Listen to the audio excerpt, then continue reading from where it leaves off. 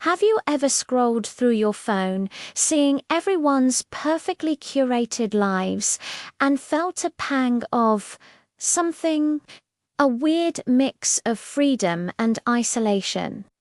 You're living life on your own terms, you're independent, you've built this life for yourself. But sometimes, in the quiet moments, a question bubbles up. Is this it? Is this feeling of loneliness the hidden cost of being free? It's a strange paradox of our modern world, isn't it? We have more freedom than ever before. We can choose our careers, our partners, where we live, what we believe. We can connect with anyone, anywhere, with just a few taps on a screen. We've broken free from so many of the rigid social structures that defined our parents' and grandparents' generations. We celebrate independence as the ultimate goal. Be your own boss, follow your own path. You don't need anyone. These are the mantras of our time. And yet, study after study shows that we're lonelier than ever. We've traded the village for the global village, but somehow ended up feeling more disconnected. We have hundreds of online friends, but who do we call when we have a flat tire at 2 a.m.? We're masters of our own universes, but our universes can feel awfully empty.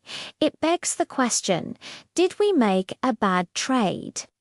In our quest for absolute personal freedom, have we accidentally severed the very connections that make life meaningful?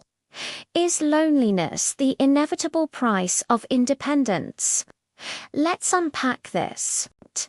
First, let's be clear about what we mean by independence.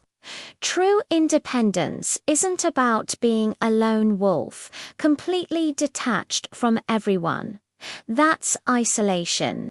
Real independence is about autonomy, the ability to make your own choices, to think for yourself, to be self-reliant. It's about having a strong sense of self, knowing who you are and what you stand for, without needing constant validation from others. This is a powerful, healthy, and necessary part of becoming a mature adult.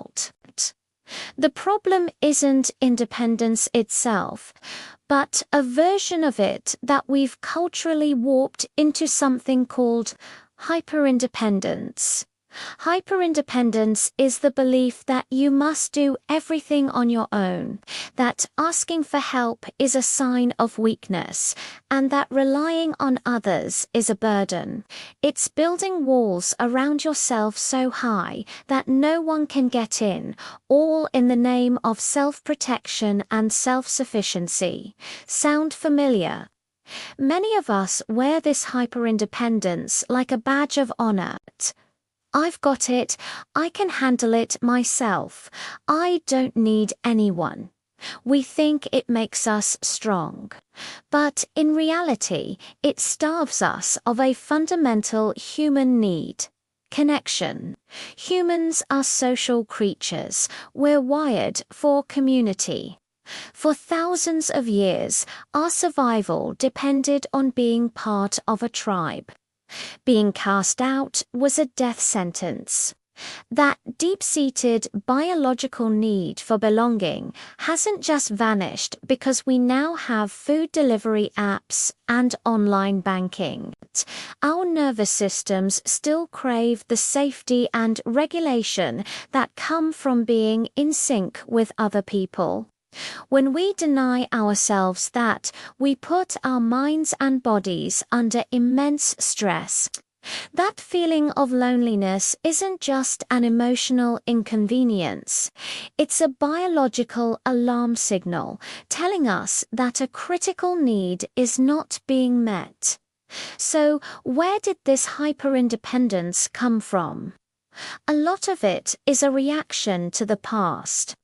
Previous generations were often defined by their obligations to family, to community, to tradition.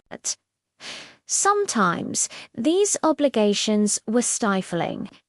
People felt trapped in roles they didn't choose. Our modern push for freedom is, in many ways, a healthy correction. We want the liberty to design our own lives. But like a pendulum swinging too far, we've gone from a culture of obligation to a culture of radical detachment.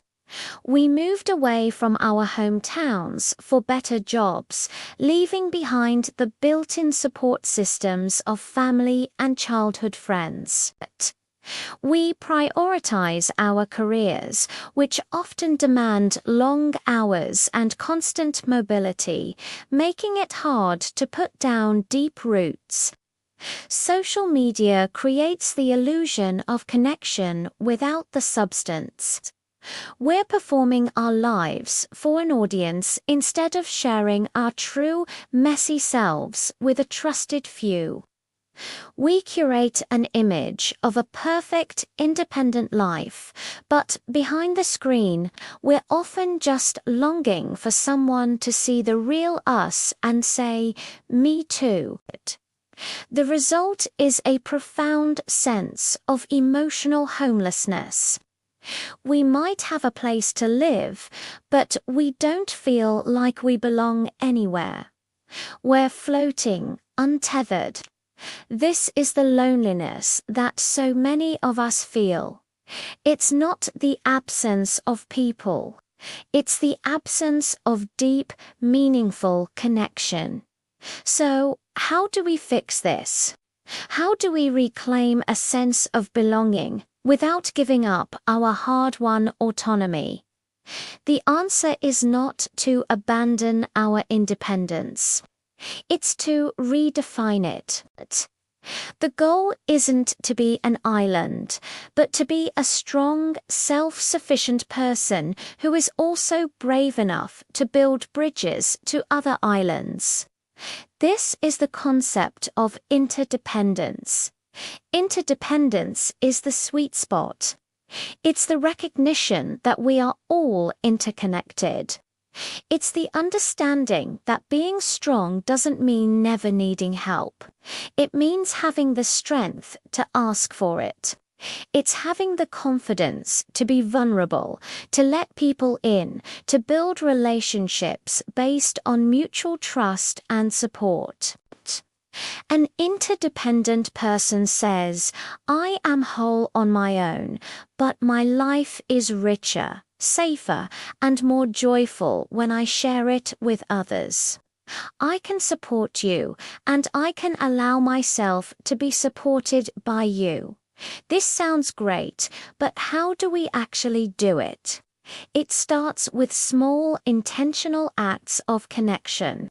It means pushing past the awkwardness and initiating. Invite that colleague you like out for coffee. Join a local club or group that aligns with your hobbies, a book club, a hiking group, a volunteer organization. These third places, which are not home and not work, are crucial for building community. It also means being a better friend. Put your phone away when you're with people. Really listen. Ask meaningful questions. Share your own struggles, not just your successes. Vulnerability is the glue of connection. When you show your imperfections, you give others permission to do the same, and that's where real intimacy is built. Crucially, it requires a mindset shift. We need to stop seeing asking for help as a failure. Instead, view it as an opportunity for connection. When you ask a neighbor to borrow a cup of sugar, you're not just getting sugar. You're opening a door for a relationship. When you admit to a friend that you're having a hard time, you're not burdening them. You're honoring them with your trust. Loneliness is not the price of independence. Loneliness is the price of isolation disguised as independence.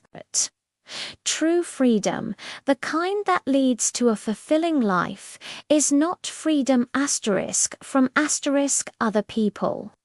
It's the freedom to choose who we connect with and how we build our communities. It's having a secure sense of self so that we can engage with others not out of neediness, but out of a genuine desire for shared experience. So let's challenge this narrative that we have to choose between freedom and belonging. We can have both. We can be the architects of our own lives, and we can build beautiful, supportive communities within them. It takes courage. It takes effort. It means being brave enough to be seen, to ask for help, and to offer it in return. Let's build lives that are not just independent, but joyfully interdependent. Because at the end of the day, a life rich with connection is the greatest freedom of all. Thanks so much for watching. What are your thoughts on this? Do you ever feel this tension between independence and connection? Share your experiences in the comments below. I'd love to read them. And if this resonated with you, please give this video a like and subscribe for more conversations like this. See you next time.